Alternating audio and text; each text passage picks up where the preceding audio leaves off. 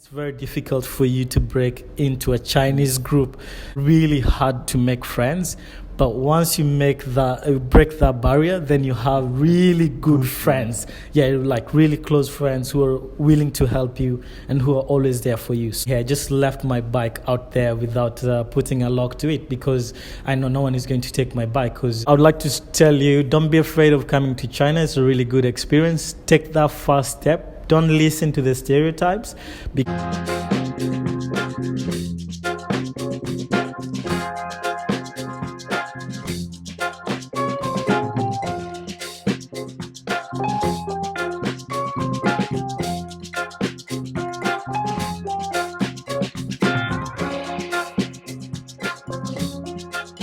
Welcome you to China. All right, thank you. All right. Right, people, welcome back to another episode of Living in China. Today I have a brother right here on the channel. One interesting thing about this video is a brother Ed here watched my video whilst he was in Mexico before moving to China. You did? Yes, I watched. I was trying to find out all about Yantai before coming to China, and one of the content and main content about Yantai and China, about life here in China, was about blessing. And when I came here, I was very happy to meet the man himself, Kwesi. Yeah, thank you very much. Thank you so much for supporting me all the way from Mexico. Yeah, you're welcome, and I'm so happy to be here, live on here, recording with you. So thank you very much. I hope we give content to the people who are out there so they get to know more about Yantai and China in general. Right. So before we start this conversation, if you're here for the first time, you know what to do. Please don't forget to subscribe to Bless's World, like this video, share the video with a friend, and tell a friend about Bless's World, and let's grow this channel together. So are you ready for this conversation? Yeah, I'm ready. I'm ready to go. Right. Tell us your name, where you're from, and what you do in China. I'm Edward. You can call me Ed. I'm from Kenya. I'm here in China working as a physical education teacher in an international school here in Yantai. I've been a physical education teacher for the last 11 years, teaching in international schools in Kenya, and then I moved to Mexico for 3 years, and finally I found myself here in China. And so far, so good. It's been 1 year in China, having a good time, enjoying myself, traveling, and getting to experience a different lifestyle and a different culture and different people here in China. So you moved from Mexico to China? Yes, so my last, before China, I was in Mexico City.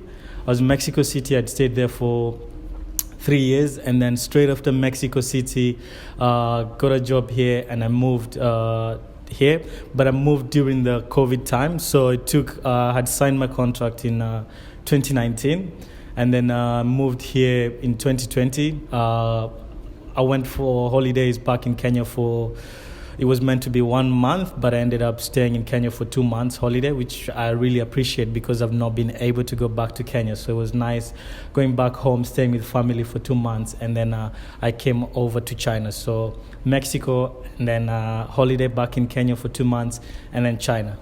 Were you quarantined when you got to China? Yes, I got to experience 2 weeks quarantine down in Guangzhou, which was very interesting for me. First of all, the quarantine hotel did not provide food for us, so I had to buy the food, and that's when I got culture shock in China, having to order food online. I was used to ordering through Uber, but no Uber in China. I didn't know the apps down here in China, so I had to find my way, talk to a few friends who are already in China, and they really helped me in knowing the apps, and started ordering food by myself. And one thing that I was lucky to do, I did loads of research before coming over. I did loads of research, so at that point I had Alipay tour pass, so I had a bit of money, Chinese money online, so I was able to use that. That's what when you're traveling, make sure you do some research, get to know where you're going before you get there. Watch some videos, watch Blessings World, you get to know more before you get here. How did you get your job? Because you were in Mexico and you got a job in China. How was the process getting and moving to China? So working as an international teacher for the last 10 years, more than 10 years, I had the experience of finding the job. I had all the qualifications required. and had the experience in international schools, so British international schools. And if you have the experience, mostly they require 2 years experience in a British international school, and being fluent in English, and a few other qualifications. For instance, I'm a PE teacher, so I have experience in playing different sports, having certificates for different sports, football, swimming, rugby, basketball. I have different coaching qualifications. So these things, once you have all these qualifications, then it's easy for you to apply for the job. So there are websites where you just go and you just send an application, and they just look at your CV and see if you're qualified enough. You go through the interview process, which is online, and then no sooner you get a contract and your flight ticket, and then you go to the next country. My move from Mexico to China, that was an easy one, but the biggest move for me was quitting my job in Kenya and applying for jobs and moving from Kenya to Mexico. That was the biggest one. So it's I took a small step, but now I didn't know what I would expect. Being an African boy from Nairobi, moving from my comfort, my family, my friend, and just taking that big step, moving out and now conquering the world. So it just takes one step of courage. Sometimes you just have to believe in yourself, believe you're the best, and everyone else will know you're the best, and they'll trust in you. Right. How does it feel to be a PE teacher in an international school? It's very exciting because unlike most of the public schools, in international schools you get a lot of resources.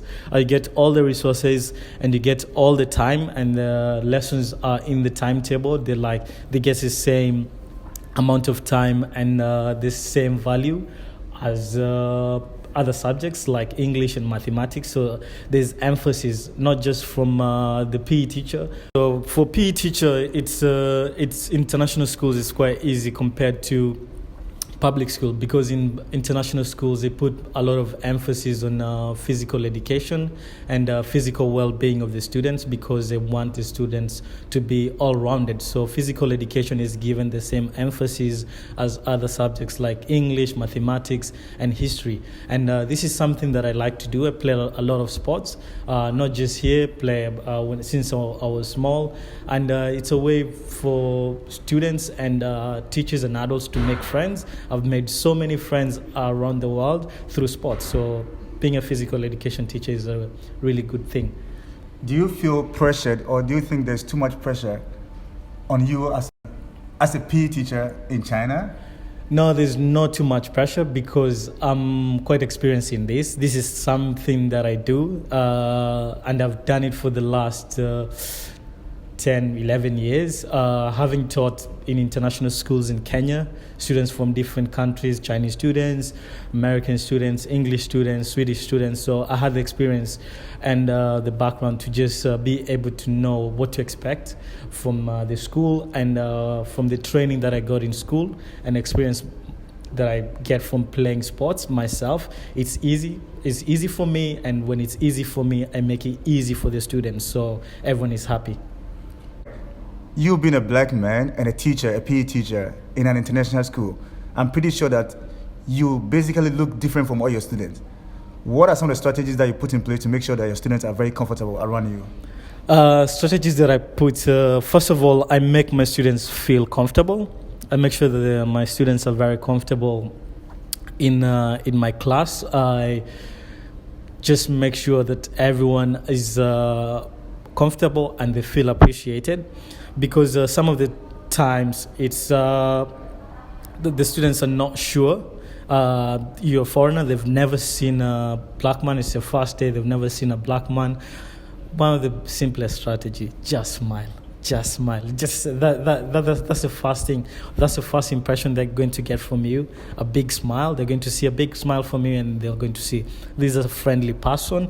Just talk to them, be nice to them, and then from there, just keep on going, talking to the students, listening to them, and not just being the boss, because this is a class, and the students need to learn from you. So you need to interact with them, make sure you're really friendly to them, get to know their needs, what challenges are they facing, and also understand that just like any adult, even students have bad days, and some students might be having a really terrible day at home, and they come to school, and maybe it's your first day you're meeting them, and they just see you and they just continue crying. Sometimes it's not about you, it's just about the student having a bad day. And but with time, once they get to know you, it always works well. And one thing that I've learned from the students, if you're different, they're curious about you and they want to know you better. And don't be afraid to be asked interesting questions, because that's the thing about children. They're curious, and they don't have something blocking them from asking questions. So if a student asks you a question, like so many times I've been asked about my hair, why is your hair like this? I'm like, some of them tell me they want their hair to be like this, and it's a good question. They're very curious, and I explain to them how we're different, and our differences make us more interesting, and we learn from different people. And the same way I'm different, you're different in other ways. So you just have to explain to the students step by step, and answer their questions in a positive way, and change that question into a learning experience for the students.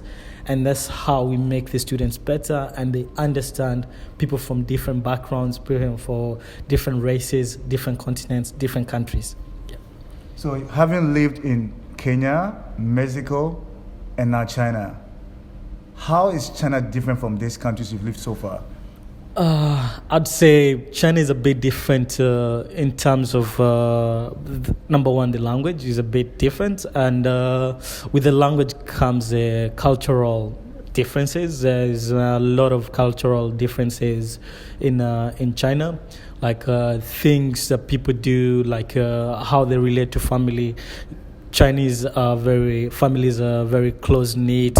They're close to each other. They live together. So that's very different. And with this, it makes them more conservative.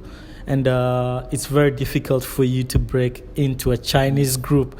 You can or just make friends with Chinese. It's very difficult for them and for you. So this is one thing that is quite different. Back home, it was quite easy to make friends. Some of them you grew up with them, some of them you worked with them.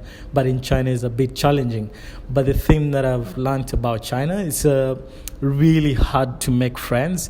But once you break that barrier, then you have really good friends. Yeah, like really close friends who are willing to help you and who are always there for you. So it's one of those things, hard to do, but once you do it, then everything for you becomes super easy.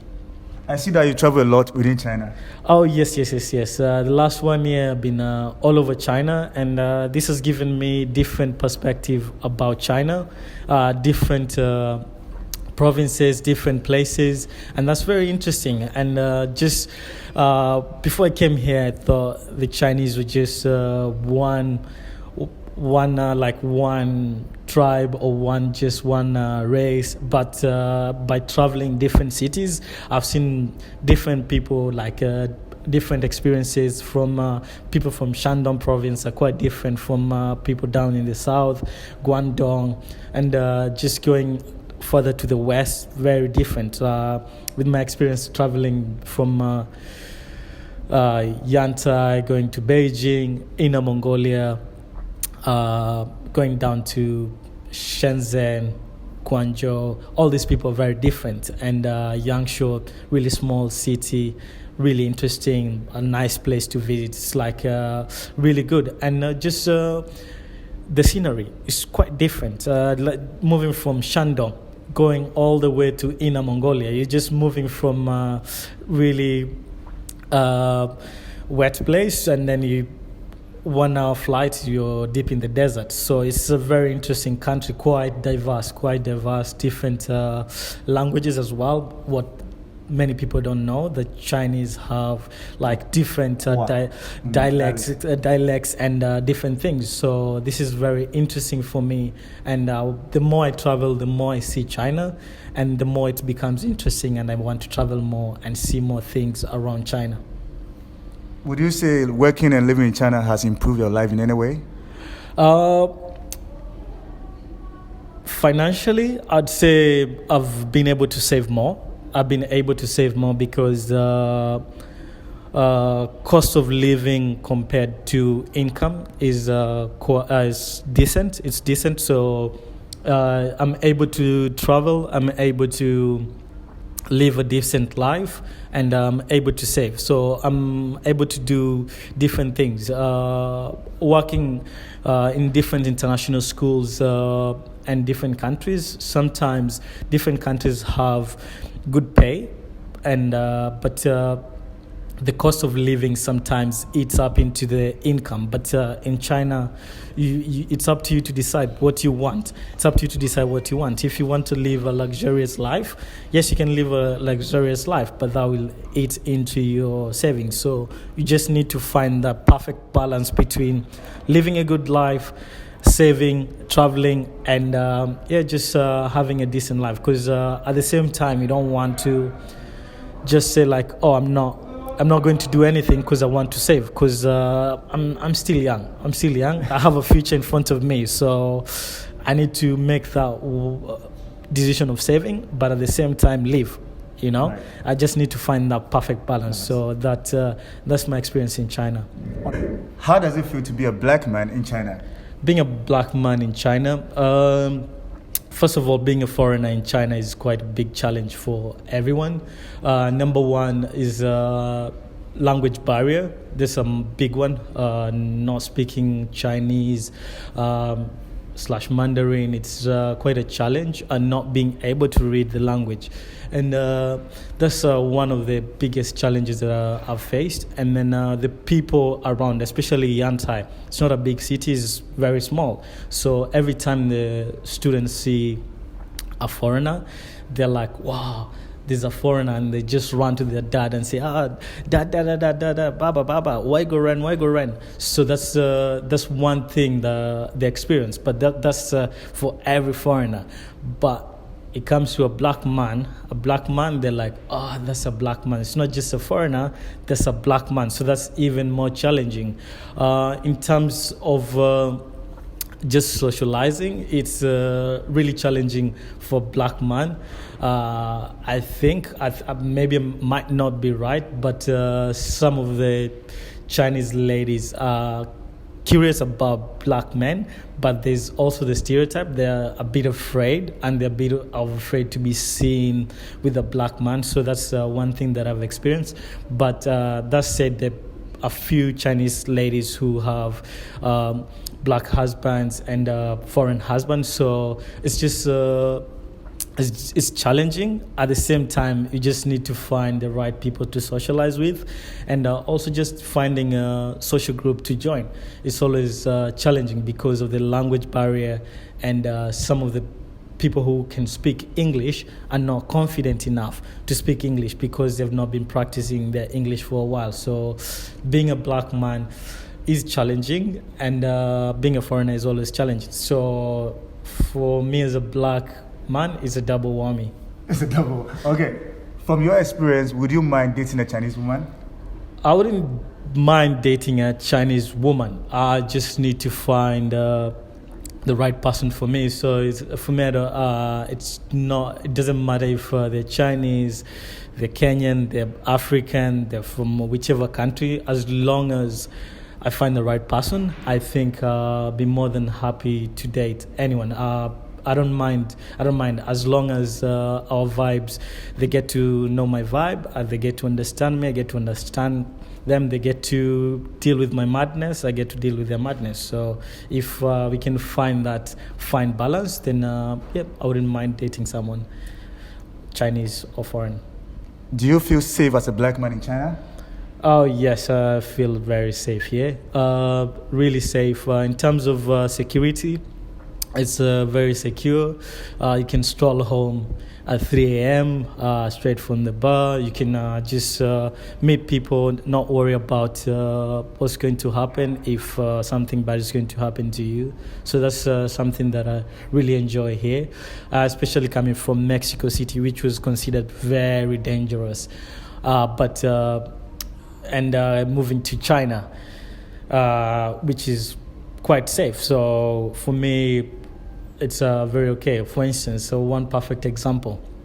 As we were coming here, I just left my bike out there without putting a lock to it, because I know no one is going to take my bike, because everyone is very honest in whatever they do, and they don't take other people's things. So even if they find something, they'll always take it to the relevant authorities, and somehow your things will find your way back to you. So that's something that I really enjoy in China, and I'd like other places to take after. So if there are young black guys watching this video who want to travel around the world, who want to just get out of their comfort zone and move to other places, what advice would you give them? Advice I would give a black man who wants to move out of their comfort zone, out of their country, out of their city. Just believe in yourself. Just believe in yourself. Once you have the experience, once you have the right education level, and you know what you're doing, just believe in yourself, be confident, and never be afraid of making mistakes. We all make mistakes. It doesn't matter where you're from, be it from Kenya, be it from Ghana, be it from the US. We always make a mistake when you're starting our careers. So don't be afraid of making mistakes. Make mistakes, but the most important thing, learn from your mistake, get better from there, and with that, you get to get better and always learn. Make sure you're always learning something new, and don't be afraid to make that first step. That's the most important one. Right. On that note, what's the future for you, Ed? Future for me, I see myself a few more years in China, and then after that,